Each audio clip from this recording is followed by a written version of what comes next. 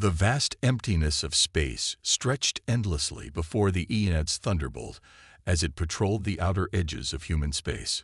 Captain Jin-Ho Park stood quietly on the bridge, his weathered hands clasped behind his back as he observed his crew going about their duties. The ship hummed with the familiar resonance of human engineering, a sound that had become as natural to him as breathing after 20 years of service.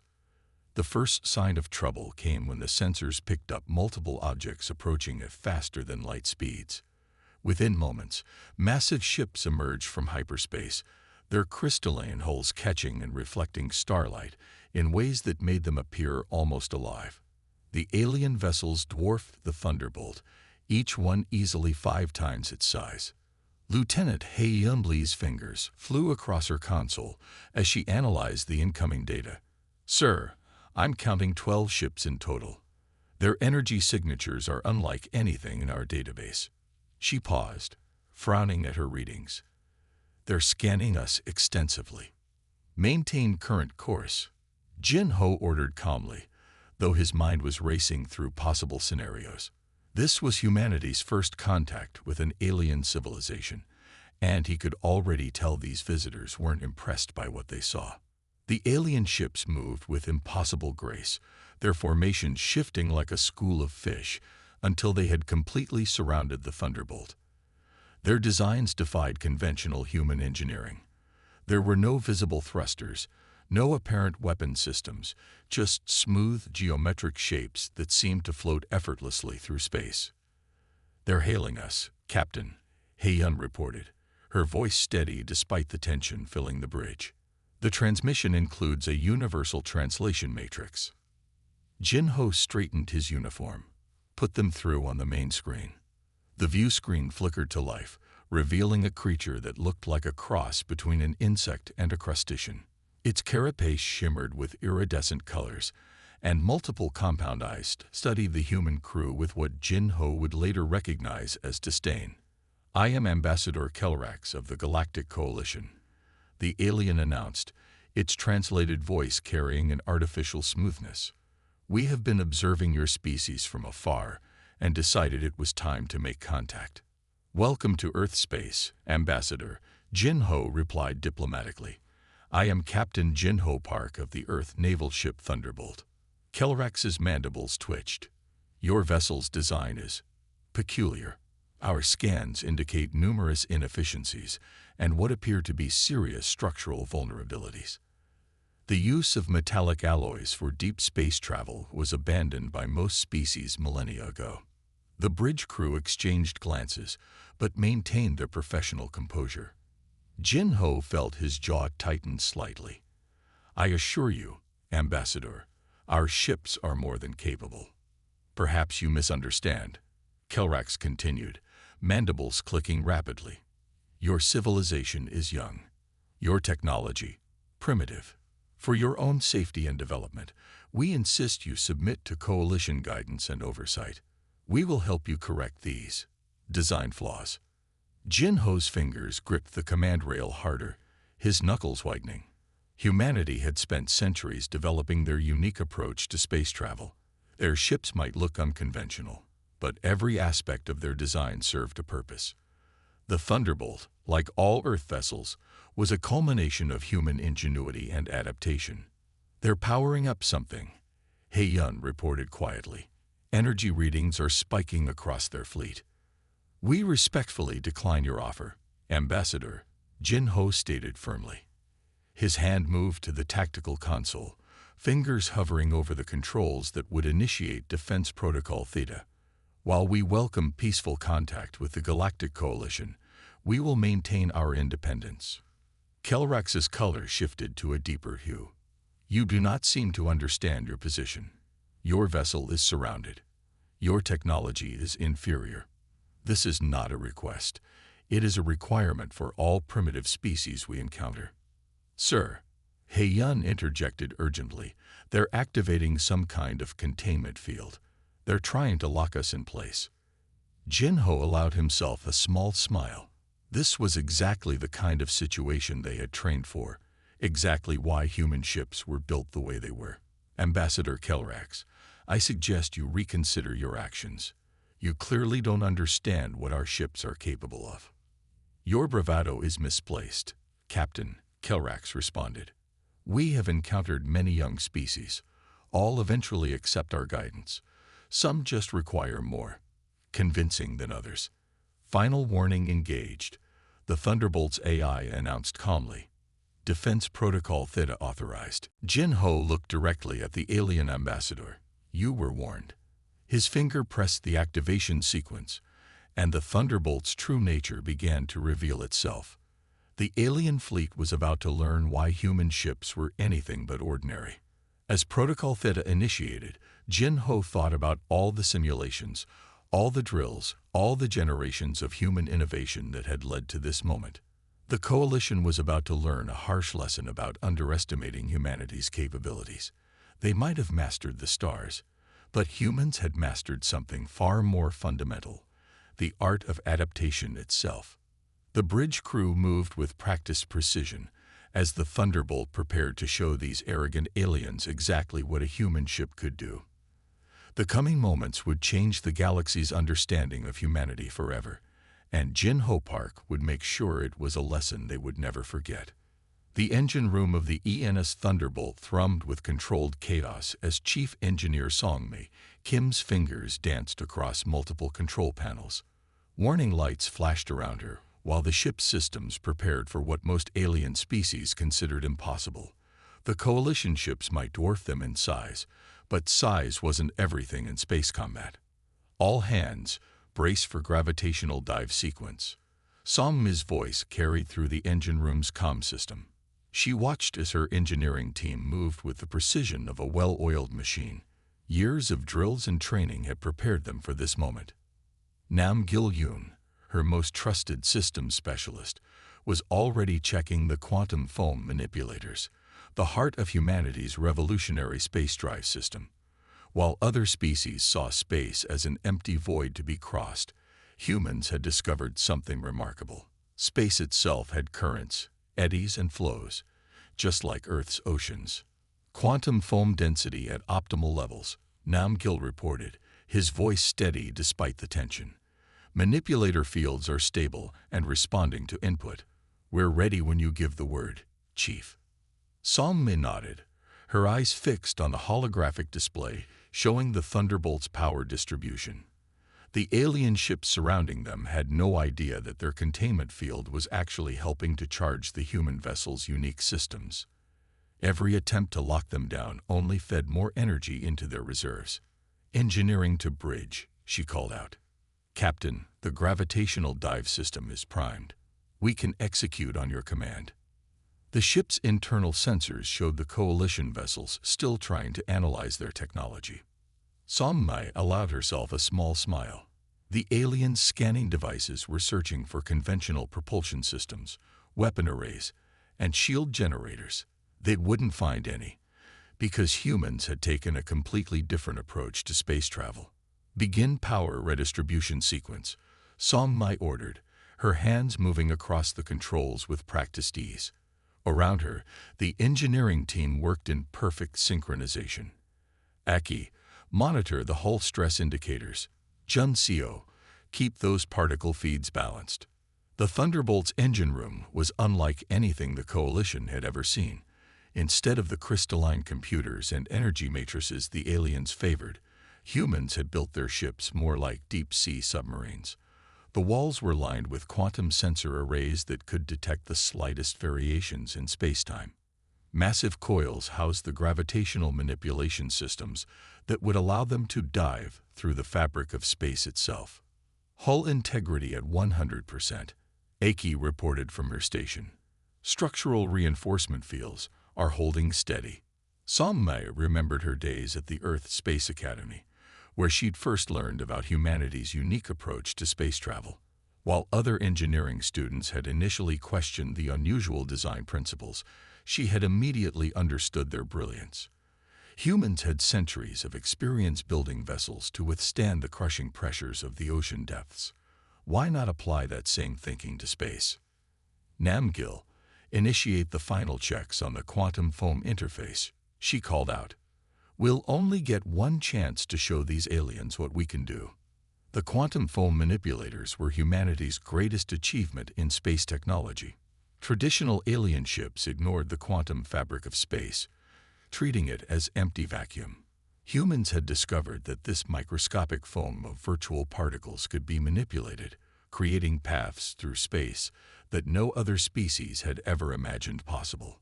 Quantum foam interface is green across the board, Namgil confirmed. The gravitational sensors are mapping local spacetime distortions now. Song Mai watched as the holographic display filled with swirling patterns, the hidden currents of space that only human ships could detect and utilize.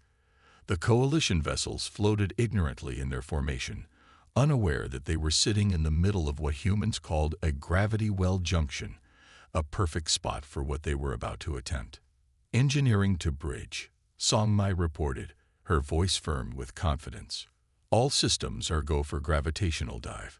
The space-time currents are optimal for a Type 3 maneuver. As she waited for the captain's response, Song Mai ran her hand along the smooth metal railing beside her station. The Thunderbolt, like all human ships, was a testament to their species' ability to think differently. While the Coalition built their vessels to dominate space, humans had built theirs to work with it.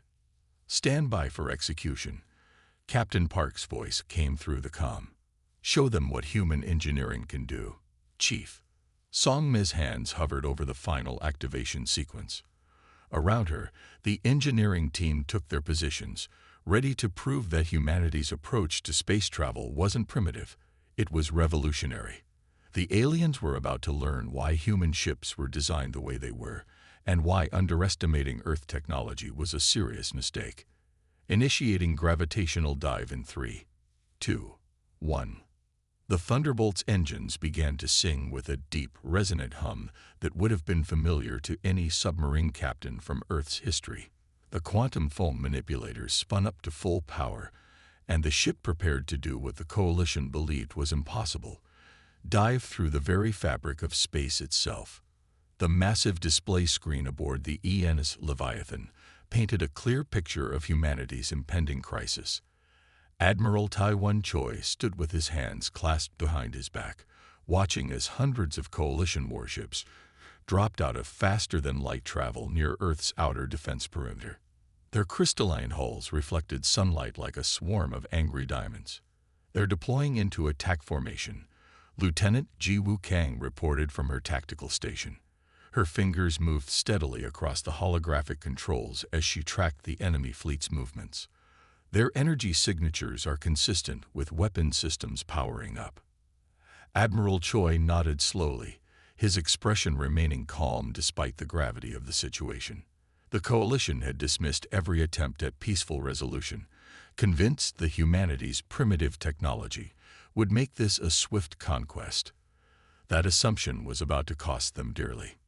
"Status of our fleet?" he asked, eyes fixed on the tactical display where red dots representing Coalition ships continued to multiply. "All ships report ready, Admiral," Jiwoo responded. "The gravitational mapping is complete, and every vessel has confirmed their designated dive coordinates." The bridge of the Leviathan hummed with tension as the crew watched the Coalition fleet advance. Their ships moved with artificial precision, forming complex geometric patterns that would have been impossible for human vessels to maintain. It was beautiful, in its way, and completely predictable. "They're launching their first wave of attack drones," another officer called out. "Energy readings are off the charts." The space between the two fleets lit up as thousands of crystalline drones accelerated toward Earth's defenders. Each one carried enough firepower to cripple a conventional warship. But human ships were far from conventional. "Transmit to all ships," Admiral Choi ordered, his voice steady. "Initiate Nautilus protocol on my mark." The Coalition's first energy volley lit up space like artificial lightning, a demonstration of power meant to convince humanity to surrender immediately.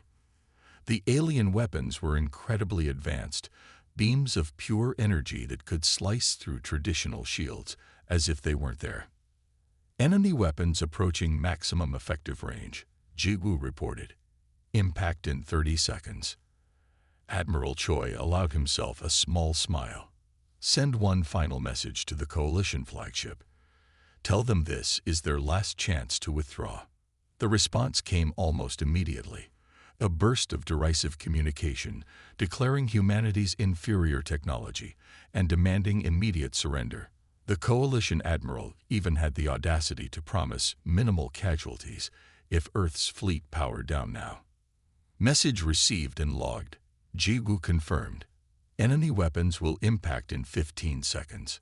All ships, Admiral Choi commanded, execute Nautilus Protocol. Now, the human fleet move is one, but not in the way the Coalition expected. Instead of attempting to evade or raise shields, Earth's ships seemed to distort, their hulls briefly shimmering as if seen through water. Then, in perfect synchronization, they did something that violated everything the Coalition knew about space combat. They dove. Using technology adapted from centuries of submarine warfare, humanity's fleet slipped into the gravitational wells they had mapped throughout the solar system. To the Coalition's sensors, it would appear as if the human ships had simply vanished. All vessels report successful dive execution, Jiwu announced with barely contained excitement. Coalition weapons passed through our previous positions without effect. The alien fleet hung motionless in space, their perfect formation suddenly meaningless. Their sensors, designed to detect ships operating in normal space, were useless against vessels operating in the gravitational undercurrents that humans had learned to navigate. Position of nearest Coalition battle group. Admiral Choi asked, studying the tactical display where the enemy ships were now moving in confused patterns. 3,000 kilometers off our ventral bow, Jigu reported. Their sensors are active, but they're scanning the wrong dimensional plane. They have no idea where we are.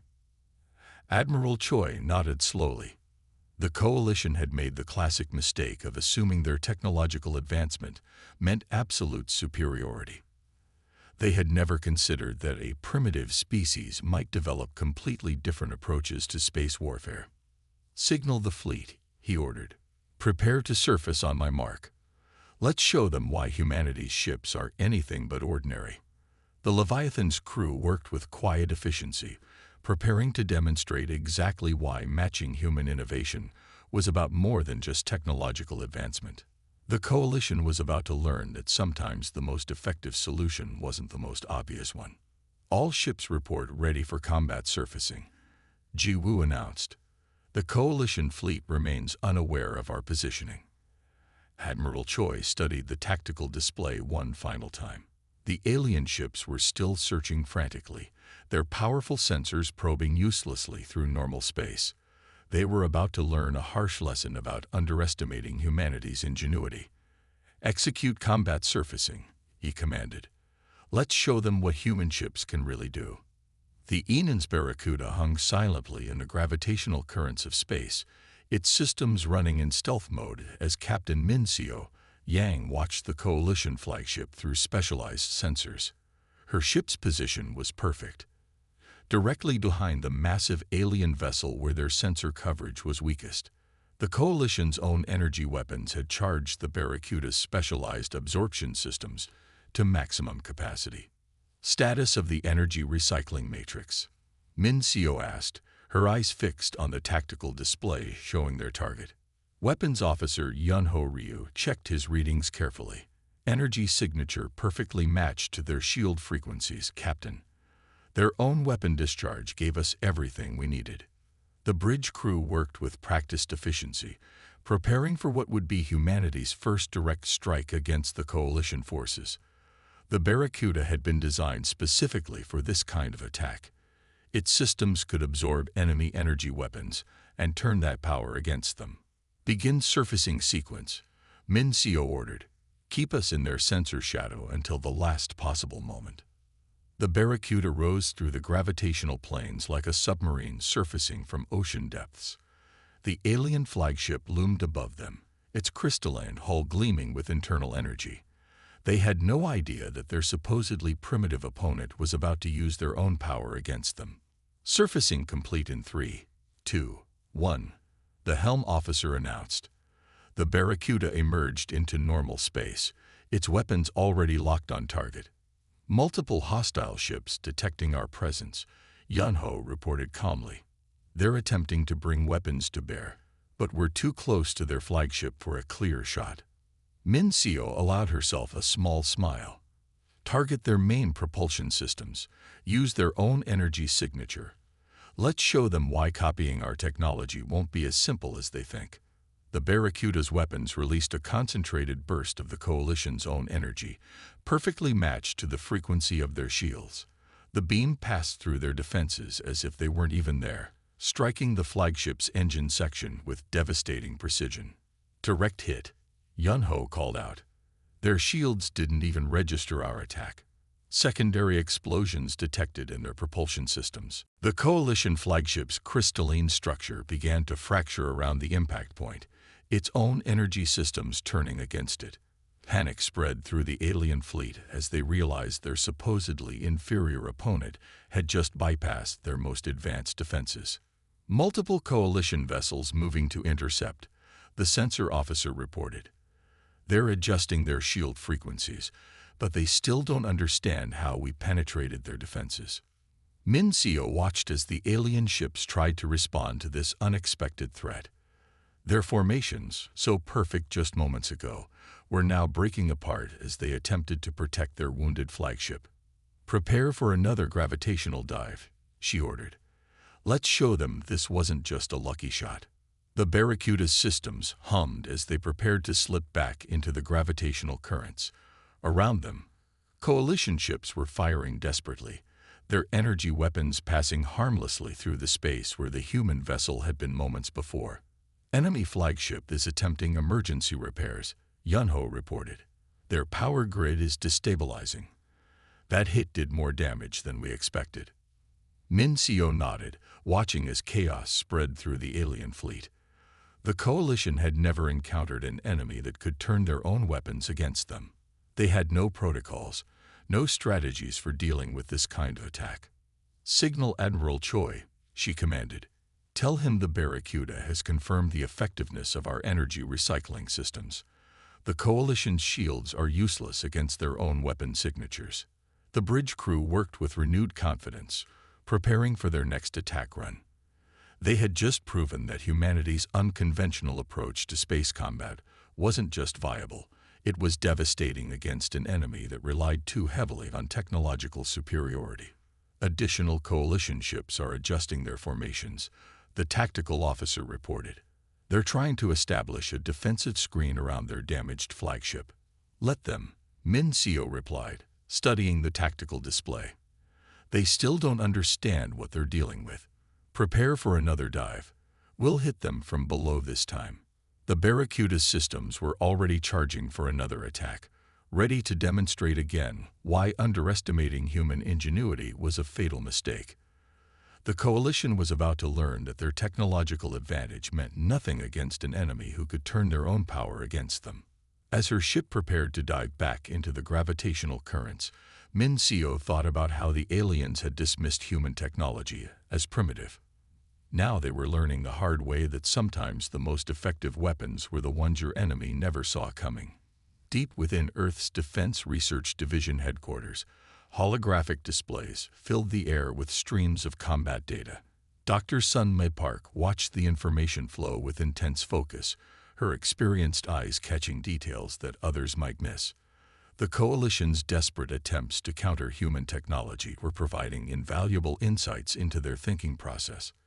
Another failed attempt, she said, pointing to a particular data stream showing the Coalition ship's catastrophic shield collapse. They're still trying to force their way through space rather than working with it. Junho Kim, her research assistant, nodded as he compiled the analysis. The young scientist had been with her through the development of several key innovations in human space technology.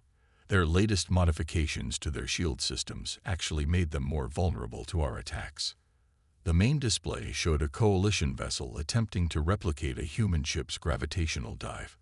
The alien craft's crystalline structure shattered under the strain, unable to handle the forces they were trying to manipulate. Sun Mei marked the footage for detailed analysis later. Look at how they're approaching the problem, she explained, gesturing to the technical readouts. They're trying to brute force their way through space-time, using raw power to tear open paths. That's not how our technology works at all. Jun-Ho pulled up the comparison data, showing the smooth transition of a human vessel alongside the Coalition's failed attempt. They don't seem to understand the basic principles. Their ships are designed to impose their will on space itself. Exactly, Sun Mai replied, walking through the holographic displays. Our ships are more like fish swimming through water. We don't fight the current. We use it. The Coalition's rigid thinking is their biggest weakness. New data streamed in from the ongoing battles. The Coalition had modified some of their ships with crude versions of human technology, but the results were consistently disastrous. Their attempts to copy Earth's gravitational dive systems had led to multiple ships being torn apart by forces they couldn't properly control. They've lost 17 ships trying to replicate our technology, Jun-Ho noted, updating his records. Their scientists seem unable to accept that their advanced technology isn't the answer. Sun Mi moved to another display, showing the quantum foam manipulation readings from a recent engagement. Their entire civilization is built on the idea that technological advancement means becoming more dominant over nature. They've never considered working with it instead. The data showed a Coalition ship attempting to track a human vessel through a gravitational dive. Their sensors, although incredibly advanced, were searching in completely the wrong way. They were looking for disturbances in space, while human ships moved through its natural flows without creating any disruption at all. Send this analysis to Admiral Choi, Sun Mai instructed, marking several key data points. The Coalition's inability to adapt their thinking gives us an even bigger advantage than we initially thought. Jun-Ho began compiling the report while Sun Mi continued studying the battle footage. She had spent decades helping develop humanity's unique approach to space travel, and now she was watching it prove superior to technology thousands of years more advanced. They're starting to realize brute force won't work, she observed, noting changes in the Coalition's tactics. But they still don't understand why. Their ships are built to command space. Ours are built to become part of it. Fresh combat data arrived, showing another Coalition attempt to copy human technology. This time, they had tried to replicate the energy absorption systems that had proved so devastating to their shields. The attempt had backfired spectacularly, overloading their own power grid. Their engineers must be going crazy, Jun-Ho commented, watching the footage. Everything they know about space travel tells them our technology shouldn't work, but we keep proving them wrong. Sun Mi smiled slightly, remembering all the critics who had dismissed her theories years ago. Sometimes the greatest innovation comes from stepping back and questioning your basic assumptions. The Coalition has never had to do that before. The displays around them continued to show the ongoing battle, where human ships moved through space with a grace that the Coalition couldn't match. Every failed attempt to copy Earth's technology only highlighted how fundamentally different their approaches were. The most advanced technology isn't always the best solution, Sun Mi said, watching another Coalition ship fail to track a human vessel through a gravitational dive. Sometimes you need to stop trying to conquer nature and learn to dance with it instead. The Coalition's rigid thinking had led them to believe their technological superiority made them invincible. Now that same thinking was preventing them from adapting to face humanity's very different approach to space combat. Their inability to understand that sometimes less is more was proving to be their greatest weakness. The meeting room at the Earth Science Academy offered a stunning view of the Pacific Ocean, a fact that Professor Du-Yan Choi found deeply appropriate for this particular discussion. Coalition Science Director Ktoll stood at the window, all 6 of their eyes fixed on the waves below. The alien's crystalline exoskeleton reflected the sunlight in shifting patterns as they watched Earth's waters with newfound fascination. "Your oceans," Ktoll said, their translated voice carrying a note of wonder. "They never stop moving, do they? Always flowing, always changing." Du-Yan moved to stand beside the alien scientist, observing how Kittle's attention followed the complex patterns of waves and currents below. That's right. Earth's oceans taught humanity our first lessons about movement and survival. While your species learned to conquer flat terrain, we learned to navigate ever-changing waters. Kittle turned away from the window, their crystalline features catching the light in ways that seemed to express deep thought. Our scientists have analyzed your ship designs countless times. We kept looking for the advanced technology we must have missed. It never occurred to us that the true advancement was in how you think. Holographic displays activated around them, showing side-by-side comparisons of Coalition and human ship designs. The Coalition vessels were marvels of crystalline engineering, geometric perfection, designed to impose order on space itself. The human ships, in contrast, looked almost organic in their design. Your people see space as something to be dominated, Du Yan explained, gesturing to the Coalition designs. You built incredible technology to force space to behave the way you want it to. We took a different approach. Kittle moved closer to the displays, their multiple limbs adjusting the holographic images. Because you evolved in an environment that constantly changed around you, you learned to adapt rather than control. Exactly, Du Yan confirmed, pulling up footage of human ships performing gravitational dives. We don't try to tear holes in space or force our way through it. We learn to feel its currents, its natural flows, just like our ancestors learned to read ocean currents thousands of years ago. The alien scientist watched the footage with new understanding. Your ships don't fight against space-time. They swim through it, like your ocean creatures. Tull's voice carried a mix of amazement and embarrassment. We've spent millennia developing technology to overcome the universe's laws, while you simply learned to work with them. Do Yun nodded, bringing up more technical data. Your species evolved on rocky plains, where survival meant standing firm against nature. You learned to think in terms of conquering your environment. That thinking served you well, helped you build an incredible civilization, but it also limited how you could imagine space travel. Kittle's crystalline form shifted colors slightly. What Du Yun had learned was their species' expression of deep contemplation. Our entire approach to science and technology is based on imposing order on chaos. We never considered that chaos itself might have patterns we could use. It's not really chaos, Du Yun corrected gently. Space, like our oceans, has its own rhythms and flows. They're complex and always changing, but they follow patterns if you know how to look for them. Humanity's greatest innovation wasn't technological. It was learning to see those patterns. The displays showed new images, ancient human sailing ships alongside modern space vessels. Tull studied them intently, seeing for the first time how human space technology had evolved from centuries of ocean navigation. Your people learned to think in 3 dimensions naturally, Tull observed. Living with your oceans taught you that the world isn't flat, that movement can happen in any direction. Our species had to learn that artificially when we reached space. Du Yun smiled. That's why our ships can perform maneuvers that yours can't copy. It's not about having better technology. It's about having a fundamentally different understanding of how to move through space. Kittle turned back to the ocean view, their posture reflecting deep thought. Everything we assumed about technological progress, we may need to reconsider it all. Your species has shown us that advancement doesn't always mean more complex technology. Sometimes, Du Yun agreed, the most advanced solution is the one that works with nature instead of against it. Your civilization has achieved incredible things, Kittle. But perhaps there's something to be learned from our different perspective. The alien scientist watched another wave crash against the shore below. Indeed, Professor Choi, perhaps there is far more for us to learn from Earth than we initially believed, starting with how to see the universe through your eyes. The grand observation deck of the ENS Leviathan offered a breathtaking view of Earth below, its oceans gleaming in the sunlight.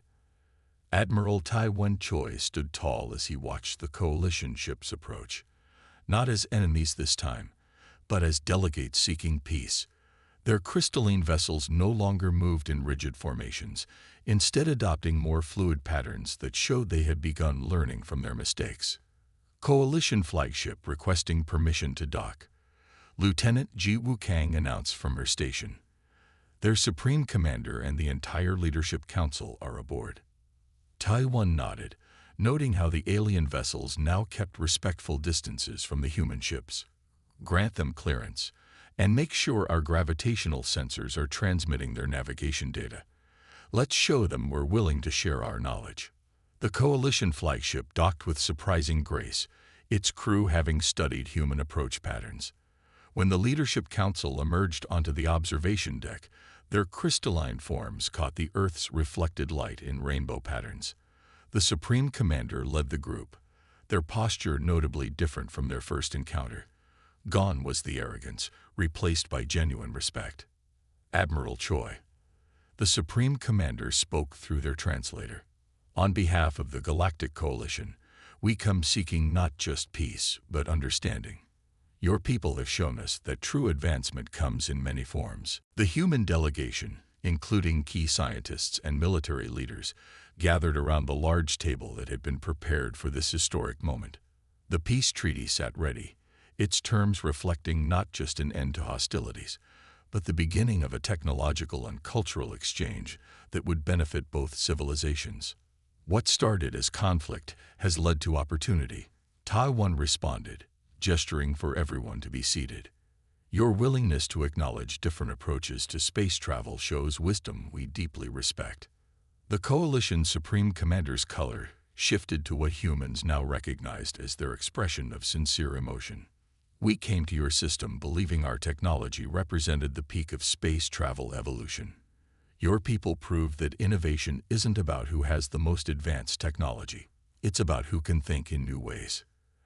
As the leaders began signing the treaty, the view screens around them displayed images from the recent conflicts, not as a reminder of battle, but as examples of what both sides had learned. Coalition ships could be seen attempting to adopt human-style maneuvers, while human vessels demonstrated their unique capabilities. The term Earth-style engineering has already spread through our systems, one of the Coalition Council members noted. Our young engineers are fascinated by your approach to space travel. They've begun questioning everything we thought we knew about ship design. Taiwan smiled as he added his signature to the treaty. And our engineers are equally fascinated by your crystalline technology. Together, we can create something greater than either of our civilizations could achieve alone. The signing ceremony concluded with both human and coalition leaders standing together, watching Earth rotate slowly below them. The planet's oceans, which had inspired humanity's revolutionary approach to space travel, sparkled in the sunlight. Your world is beautiful, the Supreme Commander observed. Now we understand how it shaped your thinking. Perhaps if we had evolved on a planet of oceans, we too would have learned to flow with the universe rather than fight against it. The peace treaty marked more than just the end of conflict. It represented a fundamental shift in how species across the galaxy approached space travel. Human innovation had proven that sometimes the most primitive-looking solution could be the most elegant. To the future, Taiwan proposed, raising a glass in the Earth custom of toasting. The coalition leaders mimicked the gesture with their own crystalline vessels. May we continue to learn from each other. As the ceremonies concluded and celebrations began, news of the treaty spread across Earth, and through coalition space, humanity had earned its place among the stars not through overwhelming force or superior technology, but by offering a completely new way of thinking about space travel. The stars, it seemed, had been waiting for a species that understood how to dance with them rather than conquer them. And humanity, born of Earth's ever-moving oceans, had finally brought that understanding to the galaxy. The end.